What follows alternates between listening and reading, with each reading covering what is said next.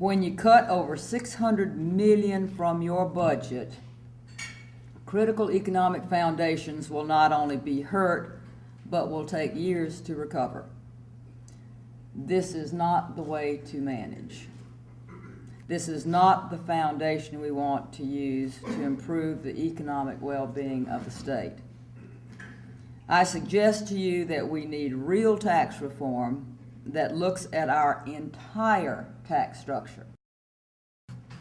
But I am a realist. I understand the difficulty of achieving top to bottom tax reform in a political environment. If it was easy, it would have been done years ago. That's why I'm asking our leaders to consider a recommendation made in both of the Institute's tax studies.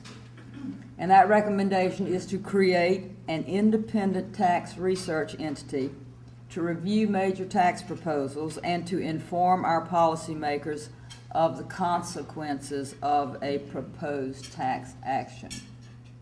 We pass things with no thought of ramifications.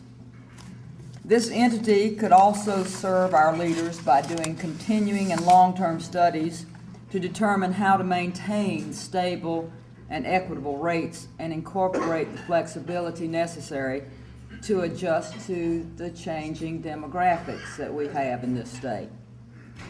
In establishing this entity, I also suggest providing for a legislative mechanism by which the recommendations of the research entity would be considered and acted on in a take-it-or-leave-it manner, much like the federal BRAC process for closing military bases that are no longer needed.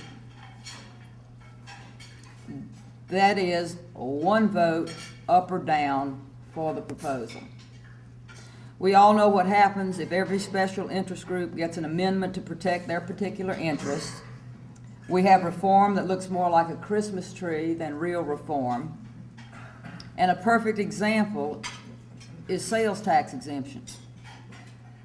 John Rainey, again, chairman of the Board of Economic Advisors and a member of the Palmetto Institute Board, is reporting that today we collect $2.7 billion in sales taxes, and we exempt $2.7 billion from such taxes.